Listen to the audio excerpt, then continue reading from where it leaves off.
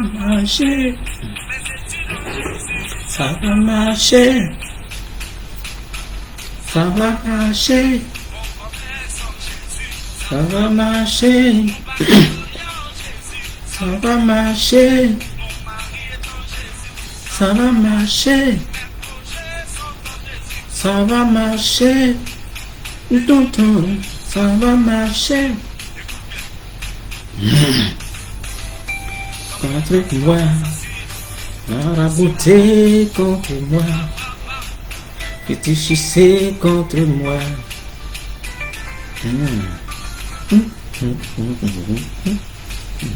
Ils vont prier contre moi, marabouté contre moi, fétichissé contre moi. Ça ne peut pas marcher.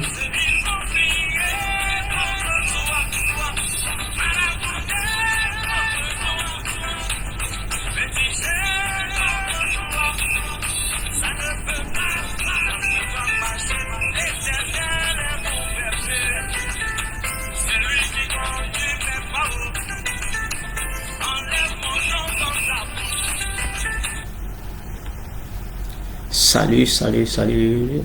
Bonjour, bonjour, bonjour. Bon réveil à tous, bon réveil à tous, bon réveil à tous, bon réveil à tous.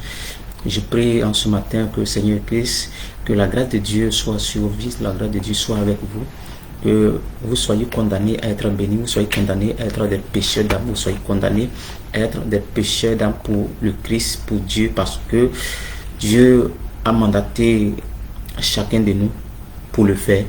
Et nous y arriverons dans le nom de Jésus-Christ. Amen. Bien-aimé, ce matin, je vais t'exhorter sur un petit passage qui me tient beaucoup à cœur, qui, franchement, dit, dans ces derniers temps, ça me tourmente. Mais je vais en parler avec toi pour que tu puisses comprendre cette ampleur qui me dépasse.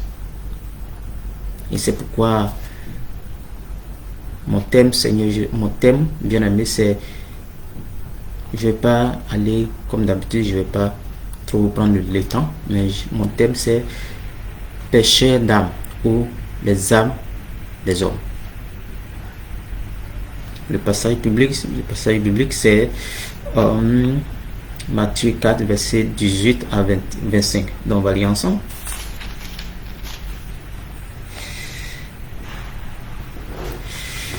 On va lire ensemble. Comme il marchait le long de la mer de Galilée, il vit deux frères, deux hommes, Simon appelé Pierre et André son frère, qui jetaient un filet dans la mer, car il était pécheur. Bien-aimé, on parle de pécheurs. Il leur dit, suivez-moi, je vous ferai pécher d'hommes. Aussitôt, il laissait le filet et le suivit. De là, étant allé plus loin, il vit deux autres frères, Jacques, fils de Zébédée, et Jean, son frère, qui étaient dans une barque avec Zébédée le père, et qui réparait leur filet. Il les appela, et aussitôt il laissait la barque à leur père et il le suivit. Jésus parcourait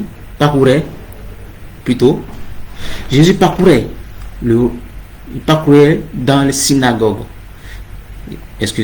Il parcourait toute la Galilée, enseignant dans les synagogues, prêchant la bonne nouvelle du royaume et guérissant toute maladie et toute infirmité parmi le peuple. Sa renommée se répandit dans toute la Syrie et on lui amenait tous ceux qui souffraient de maladies et de douleurs et de divers gènes, des démoniaques, des lunatiques, des paralytiques, et il les guérissait.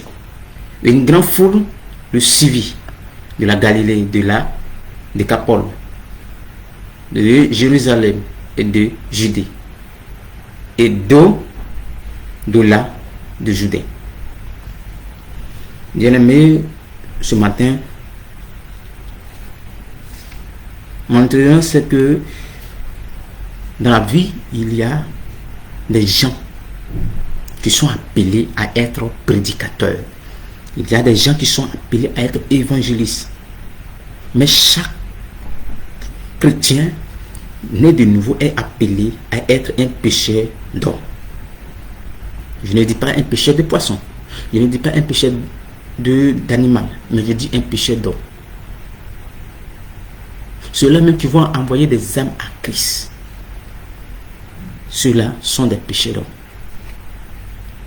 Bien-aimé, chaque enfant de Dieu né de nouveau a l'occasion, a le privilège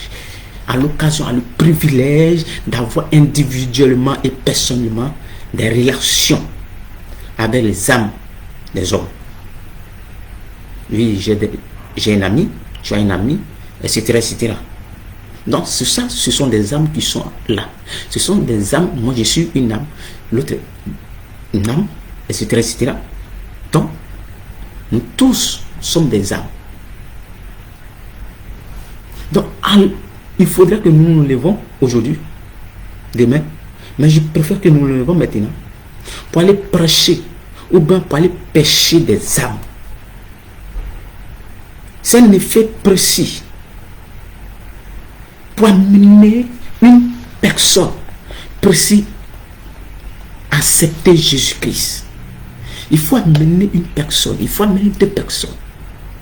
Gagner des âmes, c'est ton frère, ta soeur, il est à côté de toi, mais chaque jour tu vas à l'église, chaque jour tu... Et puis tu dis, voisin, on a après-midi, je vais à l'église.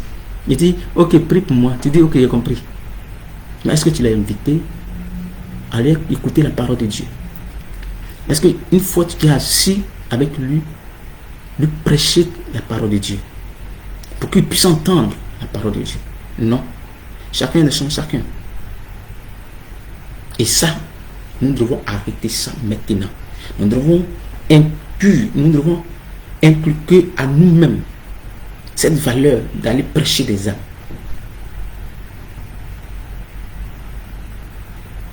Alléluia. Jésus-Christ comme sauveur et Seigneur. Nous devons accepter Jésus-Christ comme sauveur et Seigneur. C'est en cela que nous pouvons aller prêcher sans avoir honte. Sans avoir dit non, je suis choco. Le chocolat ne te caractérise pas. Ne va pas te caractériser. Impossible. Bien-aimé, donne ta vie à Jésus-Christ.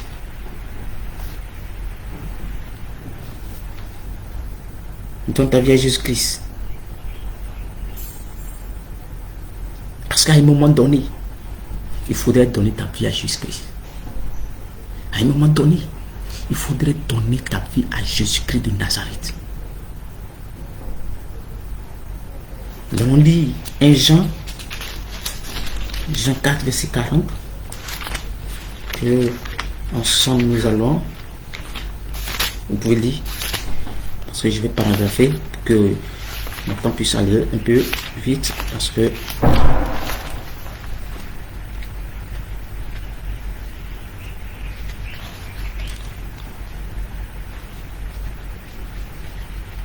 excusez-moi.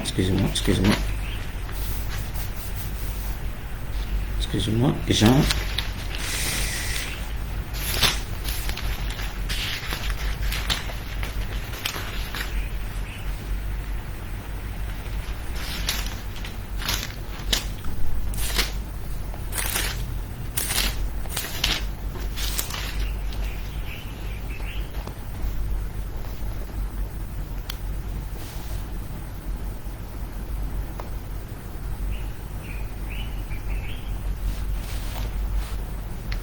Ok, Jean 1 à 40.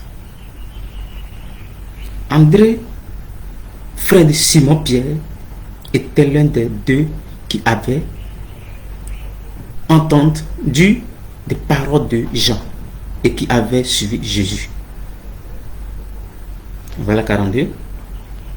Ce fut lui qui rencontra le premier son frère Simon.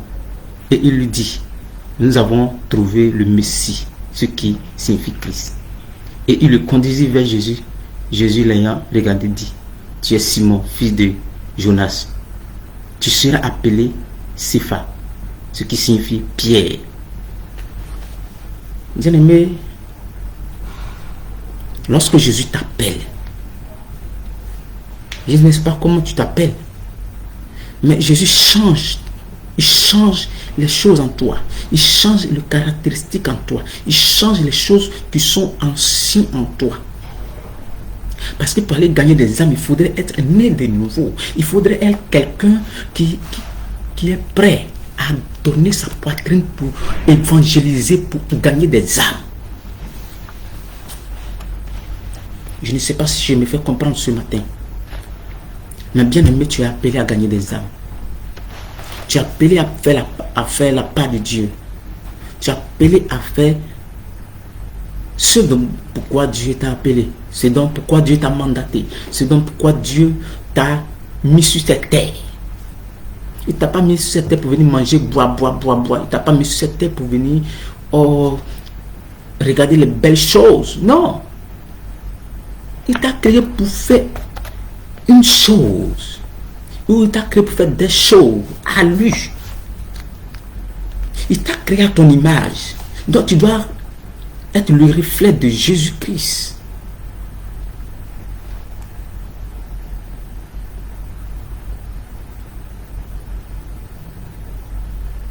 Sois le reflet de Jésus-Christ. Marche dans les pas de Jésus-Christ. Marchons dans les pas de Jésus-Christ. Il dit, André, conduisez son frère Pierre vers Jésus. Et ma question est, combien de nous, lorsque nous allons en évangélisation, partons avec notre bon cœur. C'est-à-dire, nous partons avec un cœur pas trop concentré, pas trop enthousiasmé. Nous partons parce que nous on dit non, on va évangéliser. Quelqu'un te poursuit, tu dis on va évangéliser. Non, tu t'es évangélisé. Alors que ton cœur ne dit pas d'aller évangéliser. Et tu t'es évangélisé. Quelle âme tu vas avoir? Ton cœur doit être en joie lorsqu'on dit allons évangéliser. Voici pourquoi David disait, lorsqu'on me dit allons dans la maison de Dieu, je suis heureux.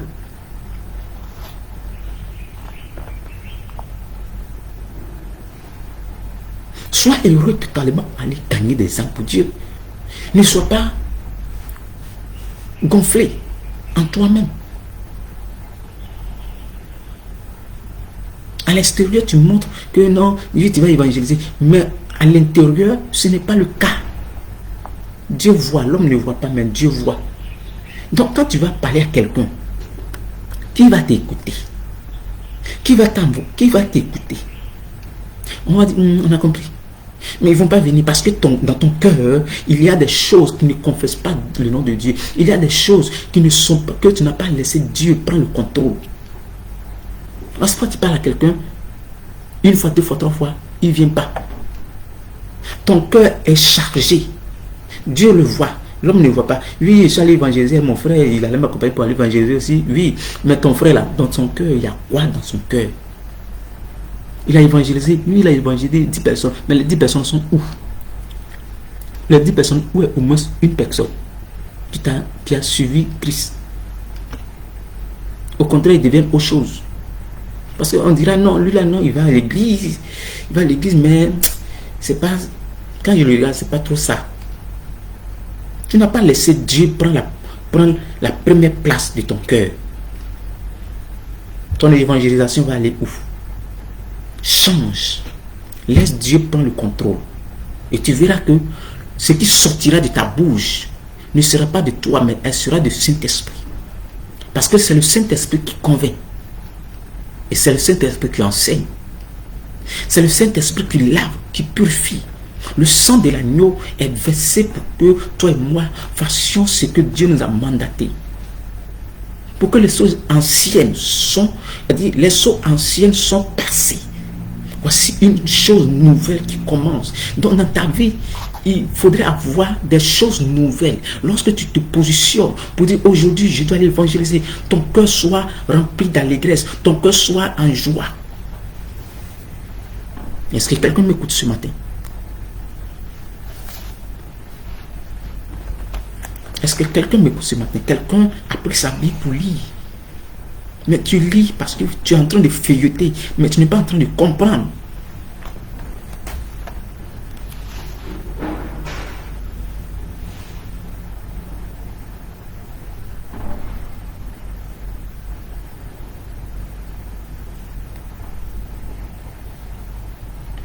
Le pasteur va te dire, alors évangéliser. Non, pasteur. Non, papa. Tu sais, papa, j'ai un rendez-vous là. Donc, je dois aller à ce rendez-vous-là. Donc quoi?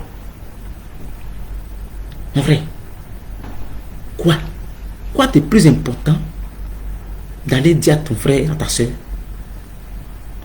dans ta vie à Christ? Quoi de plus important? L'argent?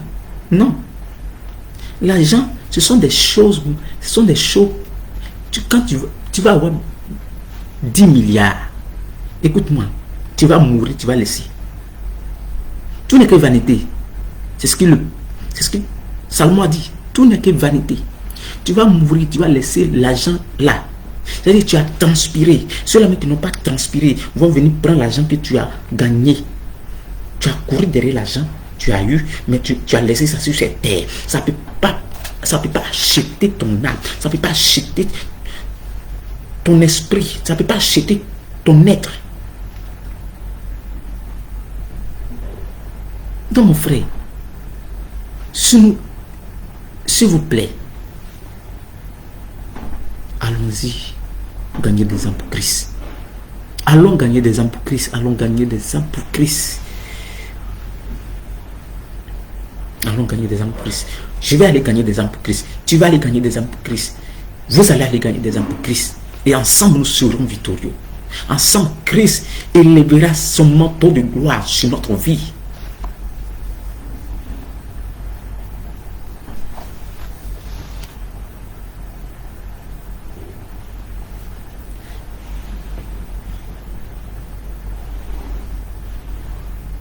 Écoutez-moi. C'est parce que André a accepté. Oui, quand vous allez lire la Bible, c'est parce que André a accepté de faire ce que Dieu lui a dit.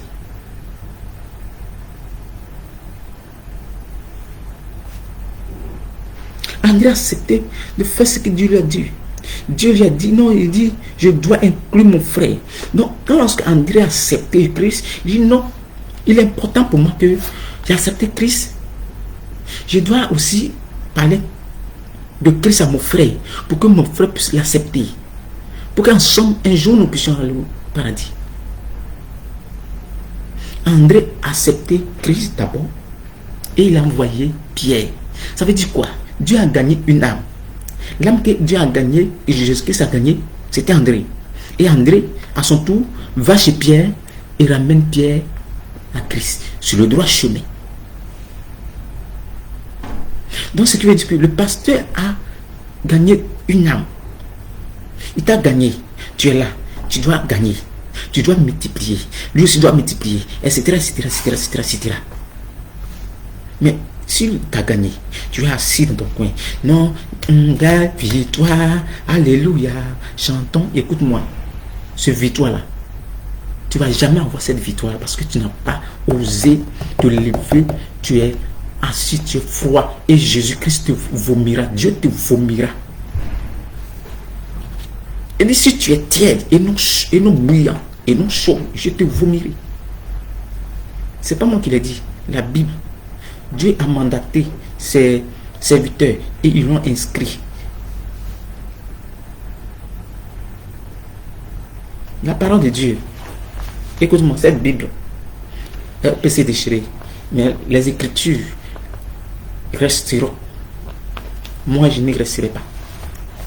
J'irai un jour là où j'ai été tiré. De la même manière je suis venu, j'irai de cette manière. Le sou de vie que j'ai me sera retiré un jour.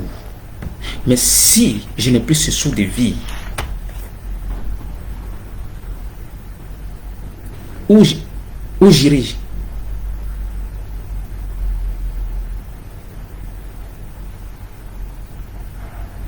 Je ne sais pas où je vais partir. J'ai dit non, je vais partir au paradis. Non. Mais qu'est-ce que j'ai fait puis je vais partir au paradis? Job se disait qu'il était saint. Mais lorsque Dieu est venu, Dieu lui a posé des questions, Job a vu qu'il était dans l'erreur. C'est vrai, il était juste, mais il n'était pas saint. Il était juste, il n'était pas saint. Dieu a dit, quand j'ai créé la terre, quand j'ai créé les choses où tu étais, Job a vu qu'il n'était pas saint, il était juste, seulement juste, il faisait ce que Dieu lui demandait. Mais à un certain moment, Job s'y prenait, il se gonflait. Il se prenait pour, non, il est trop saint, non, il faisait entendre à toute personne, il était trop saint, saint. Écoute-moi, personne ne détient la sainteté si ce n'est que Dieu, si ce n'est que le Saint-Esprit, si ce n'est que Jésus-Christ de Nazareth. Personne. Dieu a dit, allez partout dans le monde. Jésus a dit, allez partout dans le monde. Prêchez la bonne parole. Pour que la parole que vous avez prêchée soit aussi prêchée à d'autres personnes, de génération en génération, pour que des âmes soient gagnées à Christ, parce que le diable est descendu avec une ardente colère pour chercher le minimum, pour chercher assez de personnes, pour que le jour du jugement, lui et ces personnes soient jugées. Écoute-moi, ne sois pas aveugle. Le diable a aussi évangélisé. C'est pourquoi il a des personnes avec lui pour combattre. S'il n'avait pas évangélisé, penses-tu qu'il allait avoir toutes ces personnes qui sont autour de lui? C'est vrai, on dira non, il les a corrompus. Il les a corrompus, c'est quoi? Il les a évangélisés. Il les a évangélisés pour qu'ils puissent le suivre. Si toi, tu ne me comprends pas de quelque chose, comment moi je vais te suivre? Je ne vais pas te suivre. Je ne peux pas te suivre aujourd'hui ni demain. Mais c'est parce que tu m'as convaincu de quelque chose que je te suis.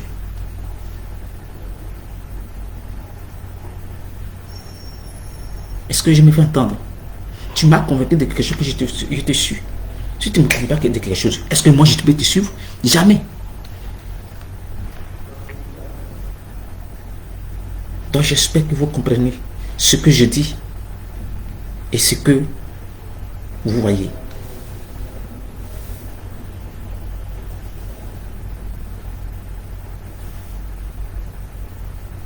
Moi personnellement, quand je lis la Bible personnellement,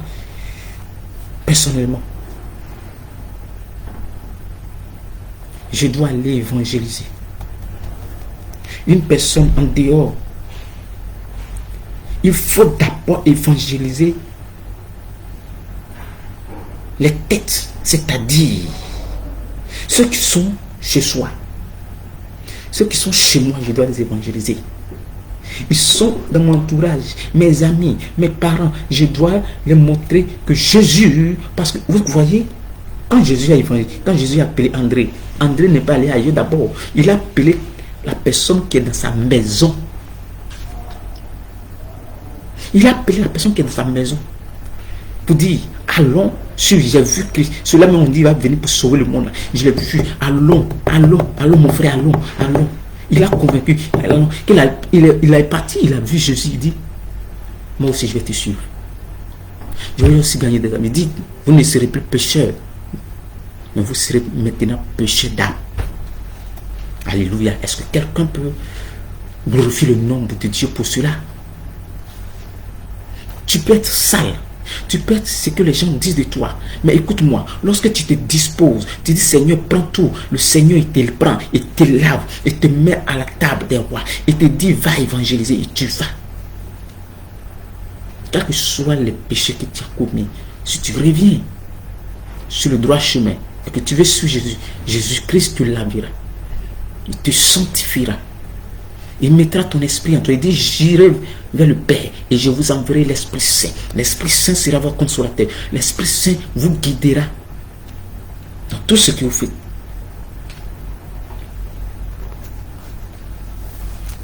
Bien-aimés, nous aussi, nous devons conduire un futur. Nous devons être, vous êtes des futurs prédicateurs. levez-vous et faites-le. Levons-nous et faisons-le. Vous êtes des futurs pasteurs, des futurs évangélistes. Ne vous asseyez pas. Ne vous tracassez pas. Ne vous dites non, quand je vais me lever pour faire tant, les gens vont me critiquer. Oui. Ce que Dieu a élevé à un temps, oui, on les a critiqués. On les a poursuivis, on a dit de n'importe quoi sur eux. Mais tant que si Dieu t'appelle, que tu n'es pas éprouvé, alors c'est pas Dieu qui t'a appelé. Toutes les personnes que Dieu a appelées ont eu des moments difficiles dans la vie, sont passés à une vie à une autre. Mais lorsqu'ils disent non, je ne vais plus faire ça, Dieu les a ils sont disposés et Dieu les a conduits abondamment. Seigneur, que ta grâce nous conduise chaque jour de notre vie. Écoutez.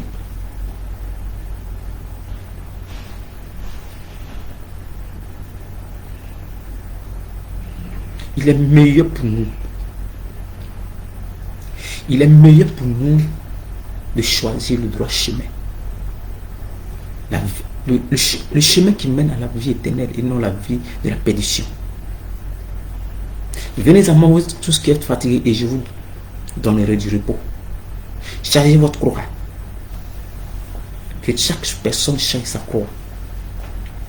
Parce que le temps dans lequel nous sommes est très mauvais et vous le savez, je le sais. Et nous sommes assis. Écoute-moi. De la main, tu t'assois. Un beau matin, au temps de Noé, les gens étaient en train de fêter. Les gens étaient en train de faire de n'importe quoi. Mais un beau matin, le déluge est venu. Est-ce qu'ils savaient que ça allait venir? Non. Mais si tu crois en Dieu et que tu fais ce que Dieu te dit, Dieu te dira quand est-ce que ça doit venir. Dieu te dira, prépare-toi, comme il a fait avec Noé. Mais si tu n'es pas préparé, si nous ne sommes pas préparés, est-ce que Dieu peut s'adresser à nous?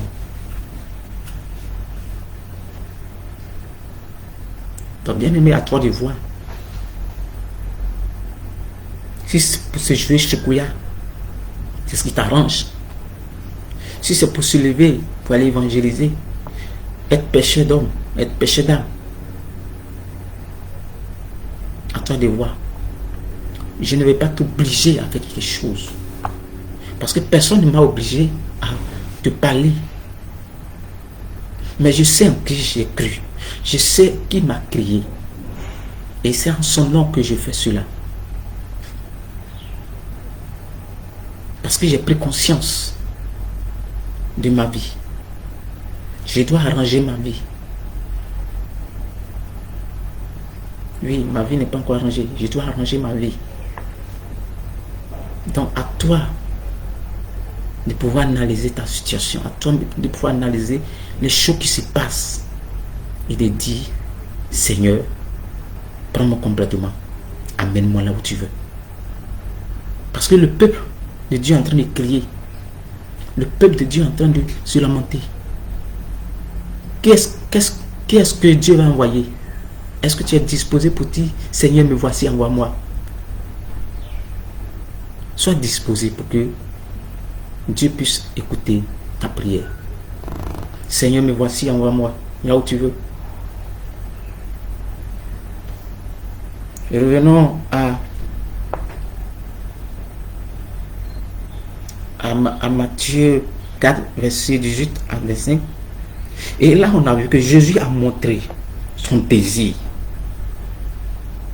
pour que toutes les âmes, le désir que Jésus voulait, c'est que toutes les âmes soient gagnées. Il a montré, quand vous venez dans Matthieu 4, verset 18 à 21, Jésus montra son désir pour que toutes les âmes soient sauvées. Donc il a commencé par une forme d'évangélisation personnelle. Il n'est pas allé de ville en ville. Il a commencé dans l'endroit où il est. pour que les âmes soient gagnées. Ensuite, il a commencé à aller petit à petit, petit à petit, petit à petit, pour gagner des âmes. Écoute-moi. Même sur la terre, quand tu veux faire quelque chose pour que ça puisse réussir, tu ne veux pas ça un grand coup. Tu fais ça petit, doucement, ça agrandit, tu mets de l'argent dedans encore, ça agrandit, tu mets de l'argent encore, ça agrandit, ça agrandit, ça agrandit. Mais si elle est petite, que tu ne mets pas de l'argent, ça est là. C'est 10 000, c'est 10 000. Le bénéfice, tu bouffes. Tu ne mets pas ça dedans. C'est toujours là, ça ne va pas agrandir. Mais lorsque tu investis, ça agrandit. Mais Jésus-Christ a investi en nous. Il a investi en nous. Parce pourquoi il a montré son désir. Il dit son désir, c'était que nous allons chercher des âmes pour que des âmes soient sauvées. Personnellement, avec Pierre et son frère André, Jésus-Christ a commencé par là. Ensuite, il a commencé par Jacques et Jean. Au verset 18 à 22, dans même Matthieu.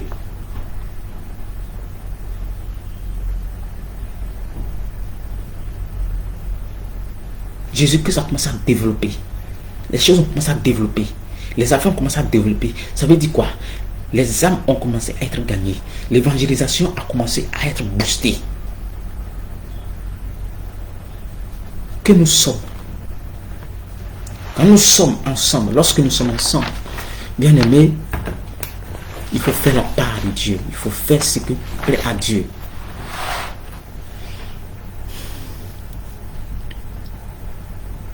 Nous avons fait plein de choses.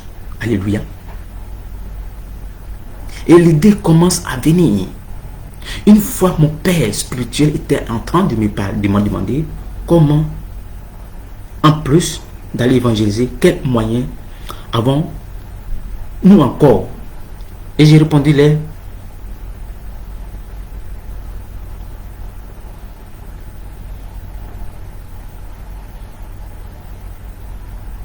J'ai répondu. J'ai répondu, on peut gagner des âmes aussi dans les sketchs.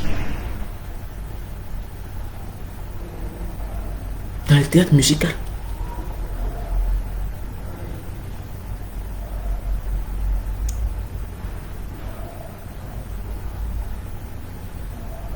Aussi les contacts des nouveaux venus. Vous voyez, quand il y a des personnes qui viennent, des nouvelles personnes qui viennent dans l'église, que vous approchez pas d'eux. Je dis bon, normalement quand on vient à l'église, nous sommes un, on est frères et sœurs. Mais si je viens, que personne ne s'approche de moi, bon, à quoi bon de venir encore dans, mais vaut que je reste dans mon coin.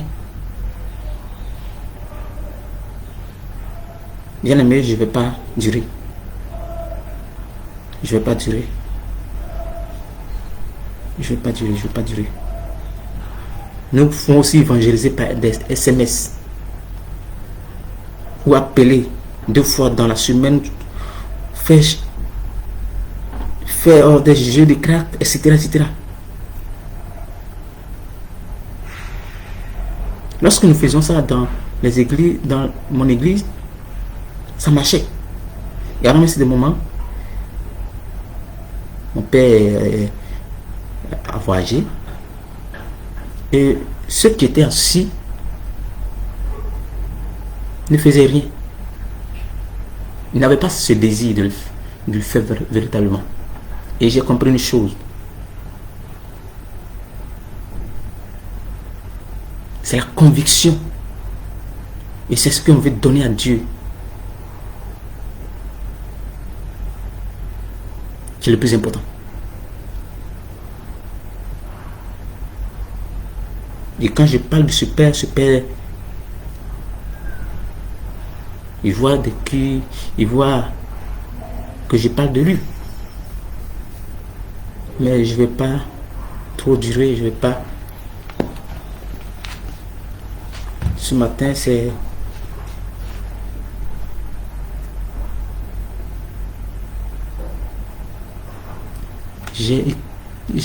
L'Esprit de Dieu m'a montré des choses. Ce que je suis en train de vous dire, gagner des âmes. J'ai copié, mais après je me suis rendu compte, aujourd'hui je me suis rendu compte que ce que j'avais copié n'avait rien avec ce que je suis en train de vous dire. Vous comprenez? Donc que Dieu vous bénisse, vous qui m'écoutez. Et avec ce chant, nous allons terminer ce que... Alléluia. Donc, soyez bénis.